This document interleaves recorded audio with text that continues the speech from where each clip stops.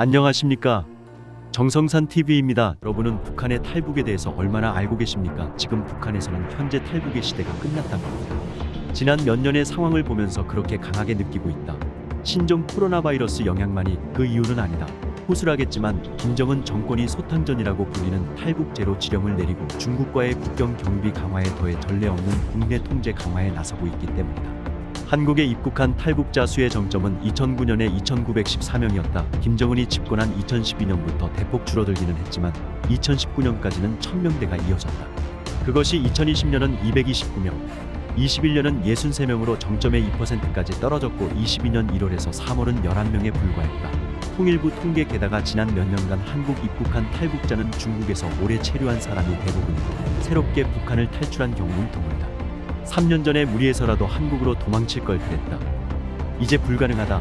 올해 3월 북한 북부에 사는 취재 파트너 여성은 나에게 이렇게 한탄했다. 탈북자의 정의를 6.25 전쟁 휴전 후 북한의 통치를 이탈해 국외에서 정주하고 있는 사람이라고 한다면 그 대부분은 1995년 이후 발생했다.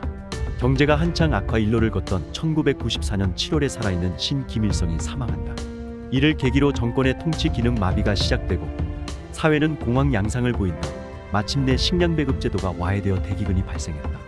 여러 썰이 있지만 필자는 2000년까지 200만 명 이상이 사망했다고 본다. 굶주림에서 벗어나려고 그리고 장래의 전망을 그릴 수 없어서 엄청나게 많은 사람이 중국으로 도망쳤다. 이것이 오늘에 이르는 탈북자 문제의 시작이다. 필자가 처음 북중국경 취재를 떠난 건 1993년 7월 이후 오늘날까지 약 100회 현지 취재를 거듭해왔다. 가장 최근은 2019년 9월이다. 북한에서 중국으로의 월경은 1997년부터 98년 최대치에 이르렀다. 나는 두만강과 압록강을 따라 많은 조선족 농촌을 정점 관측하고 있었는데 인구 1000명 정도의 작은 마을에 하룻밤에도 수십 명의 북한 사람이 넘어오는 놀라움이었다.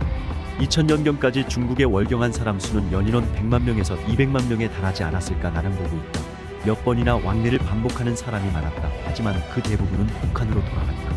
사랑하는 가족에게 돈과 음식을 전해주기 위해서였다. 북한에서의 생활을 포기한 소수가 난민이 되어 중국에 머물렀고 이윽고 그 대부분이 안착할 땅을 찾아 한국을 목표로 했다. 1998년까지 한국에 들어간 탈북자 수의 총계는 947명에 불과했지만 그 후 급증해 올해 3월까지의 누계는 33,826명이다. 중국으로의 월경 최대치와 한국 입국 최대치에는 10년의 시차가 있다. 중국에 몰려든 북한 사람들은 비합법 신분이었기에 한국으로 갈 방법이 거의 없었던 것이다. 2000년대 들어 고비 사막을 걸어서 몽골 영내로 들어가 한국 당국의 보호를 받는 루트가 지원단체에 의해 개척됐지만 몇 년 만에 중국 당국에 의해 없어졌다. 선양과 베이징의 외국 공관에 뛰어들어 한국행을 요구하는 과격한 행동을 취하는 지원단체가 나타났다. 2002년 5월 선양 일본 총영사관에 5명이 뛰어든 이른바 김한미 양 가족 사건 외에도 일본인 학교에도 잇따라 뛰어들었다. 이 루트도 중국 당국이 외국 공관 주변을 요새화해 무너졌다. 그 후 구멍이 열린 것이 동남아시아 루트다. 윈난성의 쿤밍에서 라오스와 미얀마, 베트남을 거쳐 태국을 목표로 한다. 현재 살아남은 거의 유일한 루트다. 1990년대의 북중국경은 허점투성이었다. 국경경비대에 몇백 중국 위안 정도의 뇌물을 주면 중국으로 건너갈 수 있었다. 동정하며 보호해주는 중국 조선족 커뮤니티도 있었다. 한국과 일본, 중국 내 대도시로 이주가 진행돼 현재는 소멸. 특히 여성들은 조선족 농촌 남성에게 시집가는 형태로 안전한 거처를 얻을 수 있었다. 북한을 벗어난 사람들이 잠복할 수 있는 인민의 바다가 존재한 것이다. 하지만 대량의 월경자 발생을 중대 사태로 파악한 북한 당국은 국내 이동 통제와 국경 경비를 엄격히 했다. 중국도 월경자에 의한 강도, 살인, 마약 밀수, 인신매매가 발생함에 따라 경비를 강화했다. 2005년경부터 월경자는 눈에 띄게 줄었다. 한편 먼저 한국에 입국한 사람들이 돈을 사용해 가족을 탈출시키는 사례가 급증한다. 북한을 떠난 뒤 중국 국내 브로커가 쿤밍까지 안내하고 라오스 등을 거쳐 방콕에 가는 것을 또 다른 브로커가 청부 맡는다. 중국으로의 월경이 어려워졌는데도 한국에 입국하는 사람이 늘어난 것은 이렇게 불러들이는 형태의 탈북이 급증했기 때문이다. 다른 탈북 경로도 언급해둔다. 전체의 1% 정도라고 생각되지만 어선으로 북한에서 직접 한국으로 들어가는 경우 외에 제3국에 합법적으로 재류 중에 통제를 벗어나 망명을 신청하는 경우도 있다. 중국과 러시아 등에 파견된 노동자, 무역회사원, 외교관 등이다. 본인이 군사경계선을 넘어 직접 한국으로 도망치는 사건도 있었다. 2017년 11월에 판문점 공동경비구역 근무병사가 총격을 받으면서도 도망에 성공한 사례가 기억에 새롭지만 필자의 조사에 따르면 김정은 시대에 들어선 2012년 이후에만 9건 발생했다. 2020년에 코로나 팬데믹이 시작된 이후 두만강, 압록강의 경비 강화는 지금까지와는 차원이 다르게 엄격해졌다. 경제가 마비되어 취약계층의 아사자까지 발생하는데도 막대한 인원과 자금을 국경 경비에 투입하는 김정은의 대책은 바른 길을 벗어났다고 말하지 않을 수 없다. 코로나로 중국에 갈 수 없는 나 대신 동료인 중국인 멤버가 종종 국경지대를 촬영했는데 거의 전역에 걸쳐 군대를 투입해 가시철 조망 보강 공사가 진행되고 있었다. 전류를 흐르게 하는 설비도 증설돼 있었다.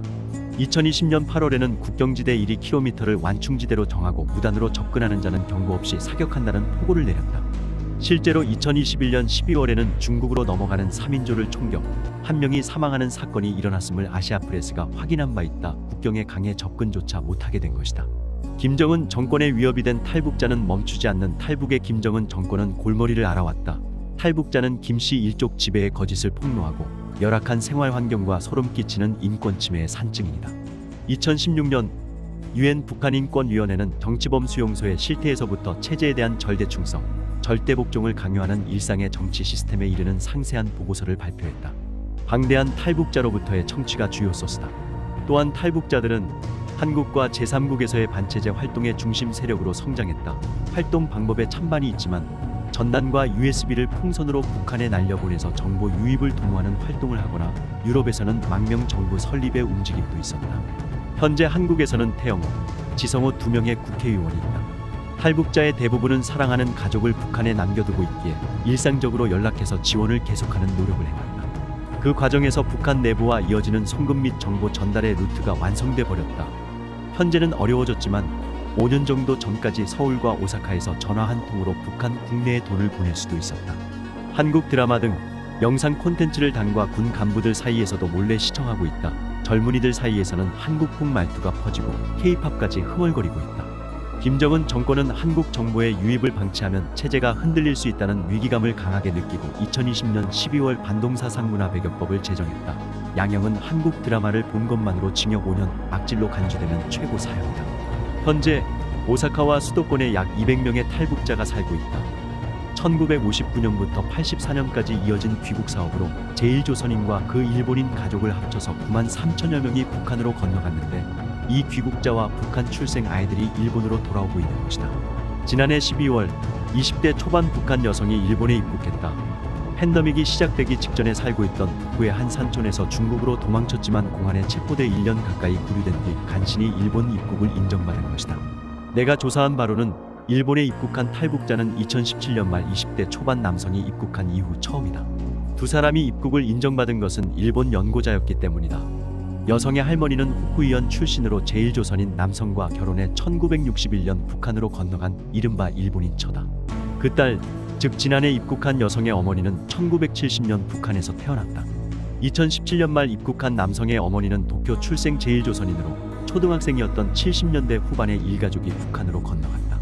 일본 정부는 귀국 사업으로 북한에 건너간 사람과 그 가족에 관해서는 당시 국정 여하와 관계없이 입국을 인정하고 있다. 단 한국 같은 정착 지원 제도는 없고 제1한국민단이나 민간 지원단체가 서포트를 계속하고 있다. 일본에 입국한 여성은 현재 오사카에서 모자끼리 생활을 시작해 공부와 아르바이트의 양립을 목표로 하고 있다. 남성은 수도권에서 고교를 졸업해 취직했다. 일본어는 거의 완벽하다. 인생을 건 탈북에 성공한 젊은 두 사람이 미래를 스스로 결정할 수 있는 일본에서 안녕히 지내길 바랄 뿐이다. 하지만 한편으로 약 200명의 탈북 귀국자 대부분이 북한에서 온 사실을 숨기고 살아간다는 현실이 있다. 북한에 남은 가족에게 누를 끼칠까 두려워하는 것이지만 북한에서 왔다는 사실이 알려지면 차별받거나 불이익을 당하거나 간첩이 아니냐 의심받을까 봐 걱정하는 사람이 많다. 제1코리안에 대한 헤이트 스피치의 영향도 그들을 위축시키고 있다. 그런데 한반도 유사시에는 100만 북한 난민이 일본 연안에 몰려든다라거나 난민으로 위장한 무장 공작원이 온다라고 발언하는 정치인이 있다. 필자가 보기에 황당무계하다. 설사 체제 붕괴라는 중대 사태가 발생한다고 하더라도 북한에서 배를 타고 일본으로 건너가려는 난민은 많아도 수백 명에서 1000명 정도에 지나지 않을 것이다. 압도적 다수는 가까우면서 보다 안전하게 갈 수 있고 말이 통하며 적극적으로 보호해주는 한국이나 땅이 이어진 중국을 목표로 할 것이다. 위험한 바다를 건너서라도 일본으로 가려는 것, 적극적으로 일본에 가고 싶은 동기가 있는 사람에 한정될 것이다. 그것은 과거 일본에서 북한으로 건너간 귀국자들이라는 이야기다. 배가 일본의 영해로 표류해 오는 일은 있을 수 있지만 희망하는 행선지는 대부분 한국일 테니 정중히 보호한 후에 보내면 된다. 일본 연구의 귀국자들이라도 북한을 벗어나려고 할 때는 안전이 제일이므로 우선 한국을 목표로 한다고 생각하는 것이 상식적이다. 그 후 도항 수속을 거쳐 합법적으로 일본에 가면 된다. 비행기를 타고 우려할 것까지는 없을 것이다. 정성산 TV 좋아요, 구독, 알림은 큰 힘이 됩니다. 후원해주시는 모든 분들께 가열차게 멸공.